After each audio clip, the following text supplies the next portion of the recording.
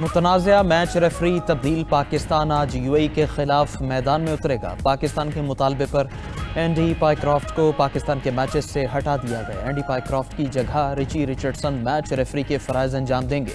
ترجمان PCB کا کہنا ہے ایشیا کپ کے حوالے سے ابھی کوئی حتمی فیصلہ نہیں کیا۔ پاکستان نے ضابطۂ اخلاق کی خلاف ورزی پر اینڈی پائیکرافٹ کو ہٹانے کا مطالبہ کیا تھا۔ پاکستان نے گزشتہ روز پری میچ نیوز کانفرنس بھی منسوخ کر دی تھی۔ ادھر ایشین کرکٹ کونسل کی میچ ریفری کے خلاف تحقیقات مکمل۔ ذرائع کے مطابق اینڈی پائیکرافٹ نے جان بوجھ کر ہاتھ ملانے سے روکا۔ ٹاس کے وقت سلمان علی آقا کو مائک بند کر کے بات سننے کا کہا تھا۔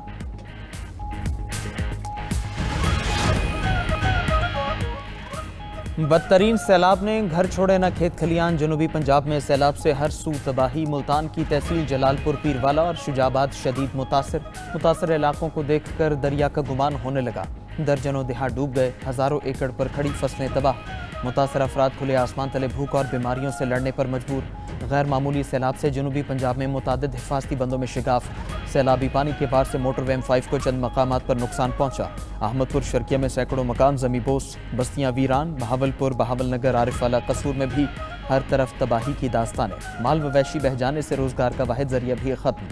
مرید کے فیروز والا اور شرپور شریف میں 34,000 رقبے پر کاشت، دھان کی فصل کو شدید نقصان۔ مظفر گڑھ میں متاثرین ٹوٹے گھروں اور بیمار بچوں کے ساتھ امداد کے منتظر۔ سیلاب متاثرین کا کھانے پینے کے سامان کی قلت اور امداد نہ ملنے کا شکوہ۔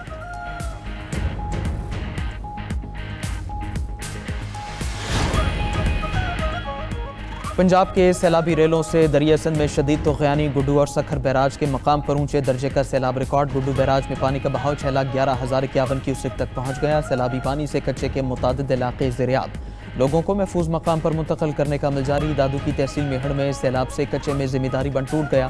بند ٹوٹنے سے کچے کے 50 سے زائد دیہات زیرآب، سینکڑوں ایکڑ پر کھڑی فصلیں برباد۔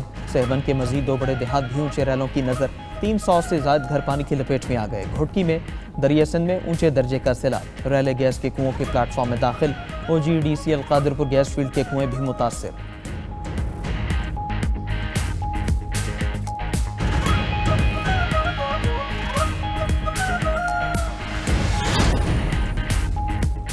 امریکی ناظم الامور نٹلی بیکر کا قصور میں فلڈ ریلیف کیمپ کا دورہ۔ سیلاب سے بحالی کی پاکستانی کوششوں میں ساتھ دینے کے عزم کا اعادہ۔ ریلیف کمشنر پنجاب سے ملاقات میں امریکی ناظم الامور کو سیلاب زدہ علاقوں میں ریلیف آپریشن پر بریفنگ۔ اس موقع پر نٹلی بیکر نے کہا ضلعی انتظامیہ ریسکیو نے یقینی بنایا کہ کوئی جانی نقصان نہ ہو۔ سیلاب متاثرین کی بحالی میں امریکہ مدد کرے گا۔ نٹلی بیکر نے متاثرہ اضلاع میں بے گھر خاندانوں اور امدادی کارکنوں سے ملاقات بھی کی۔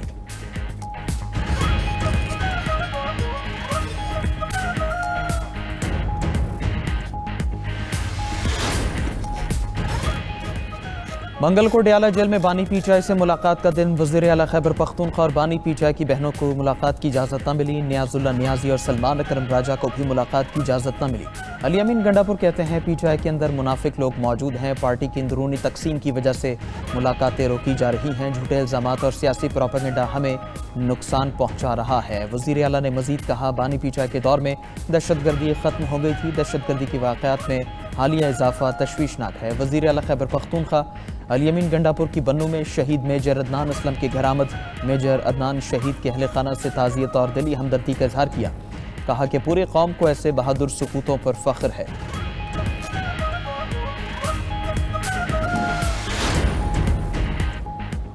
بانی پی ٹی آئی کے ایکس اکاؤنٹ سے ریاست مخالف مواد پوسٹ کرنے کا کیس۔ FIA سائبر کرائم نے تحقیقات کا آغاز کر دیا۔ ذرائع کے مطابق FIA سائبر کرائم کی 3 رکنی ٹیم کی اڈیالہ جیل میں بانی پی ٹی آئی سے تحقیقات۔ آپ نے ایکس اکاؤنٹ کا ایکسیس کس کو دیا ہوا ہے؟ ٹیم کا سوال۔ مزید پوچھا کہ آپ کے ایکس اکاؤنٹ سے جو چیزیں پوسٹ ہوتی ہیں کیا آپ کو علم ہے؟ بانی پی ٹی آئی نے کہا کہ میرا ایکس اکاؤنٹ کون استعمال کرتا ہے میں نہیں بتاؤں گا۔ بانی پی ٹی آئی نے FIA ٹیم سے تحریری سوال نامہ مانگ لیا۔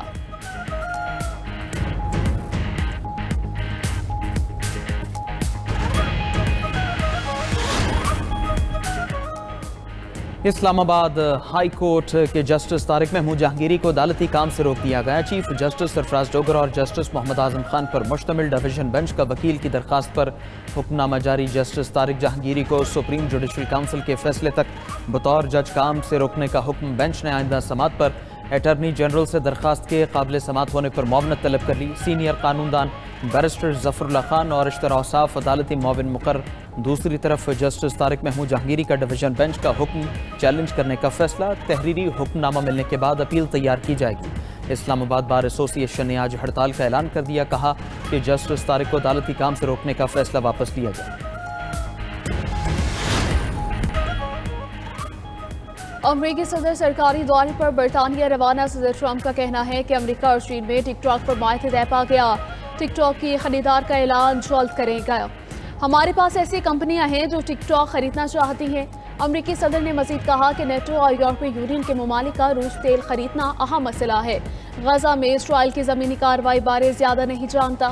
ہمارے پاس معاہدہ کرنے کا ہنر ہے۔ ہم نے 7 جنگیں رکوائیں۔ نیٹو اور یورپی یونین روس سے تیل خرید رہے ہیں۔ اگر وہ ایسا کرنا بند کر دیں تو میں روس پر پابندیاں لگا سکتا ہوں۔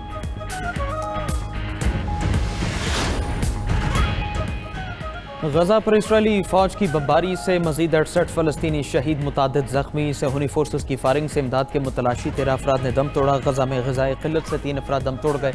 غزہ شہر کے وسط میں اسرائیلی فورسز ٹینکوں کے ساتھ داخل، ہزاروں فلسطینی شہر چھوڑنے پر مجبور۔ 1 لاکھ سے زائد افراد وسطی غزہ چھوڑ چکے۔ حماس کی اسرائیل کو وارننگ، کہا زمینی آپریشن غزہ کے شہریوں کے ساتھ اسرائیلی قیدیوں کی زندگیاں بھی خطرے میں ڈال رہا ہے۔ جانی نقصان کے ذمہ دار وزیر اعظم نیتن یاہو خود ہوں گے۔ مقبوضہ بیت المقدس میں اسرائیلی قیدیوں کے اہل خانہ اور حامیوں کا مظاہرہ۔ اسرائیلی وزیر اعظم نیتن یاہو سے جنگ بندی معاہدہ کرنے کا مطالبہ۔ مظاہرین نے کہا کہ اگر قیدیوں کو کچھ ہوا تو ذمہ دار نیتن یاہو ہوں گے۔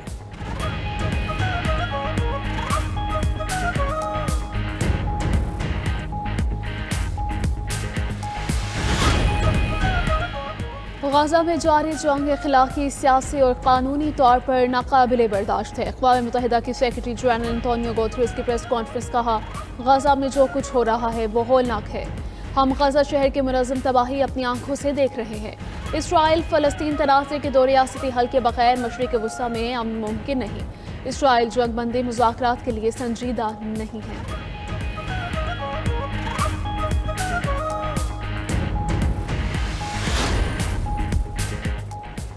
اقوام متحدہ نے غزہ پر اسرائیل کی جنگ کو پہلی بار نسل کشی قرار دے دیا۔ اسے روکنے کے لیے اقدامات نہ کرنا شریک جرم ہونے کے مترادف ہے۔ سربراہ UN human rights inquiry commission Navi Pillay نے دنیا پر واضح کر دیا۔ مزید کہا اسرائیلی صدر، وزیر اعظم اور سابق وزیر دفاع کے بیانات سے نسل کشی واضح ہے۔ ادھر لگزمبرگ نے بھی فلسطین کو بطور ریاست تسلیم کرنے کا اعلان کر دیا۔ لگزمبرگ رواں ماہ کے آخر میں اقوام متحدہ جنرل اسمبلی میں فلسطین کو تسلیم کرے گا۔ وزیر اعظم اسکاٹ لینڈ کا کہنا ہے غزہ میں ہونے والی نسل کشی پر ہم خاموش نہیں رہ سکتے۔ اسرائیل کو جواب دہ ہونا چاہیے۔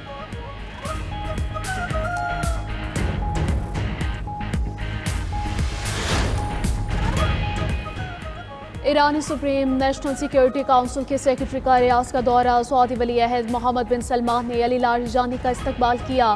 محمد بن سلمان اور علی لاریجانی کے درمیان 2 طرفہ تعلقات اور علاقائی پیش رفت پر تبادلہ خیال۔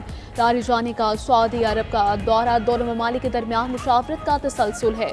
دوحہ میں سعودی ولی عہد کے ایرانی صدر سے ملاقات بھی ہوئی تھی۔ ٹرمپ انتظامیہ نے یوکرین کے لیے پہلا امریکی اسلحہ امدادی پیکج منظور کر لیا۔ امدادی پیکج کی مالی معاونت نیٹو اتحادی ممالک کریں گے۔ یہ امداد ایک نئے نظام کے تحت دی جائے گی جس میں یوکرین کی ترجیحی فہرست کے مطابق امریکہ کے ذخائر سے ہتھیار فراہم کیے جائیں گے۔ ابتدائی طور پر $500 ملین کا اسلحہ فراہم کیا جائے گا۔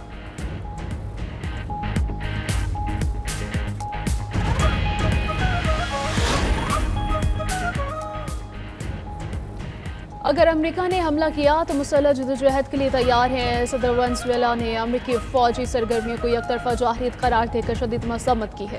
کہا کہ امریکہ وینزویلا پر عدالتی، سیاسی، سفارتی اور عسکری حملے کر رہا ہے۔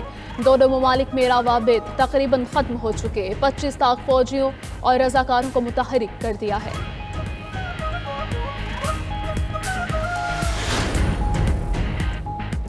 چین میں اب روبوٹ کوڑا اٹھائے گا۔ چین نے صفائی کے لیے اپنا جدید سمارٹ کلیننگ روبوٹ متعارف کروا دیا۔ خبر ایجنسی کے مطابق جنوبی چین کے گوانگ ڈونگ صوبے کے شینزن شہر میں بڑے پیمانے پر صفائی کے روبوٹ تعینات کیے گئے۔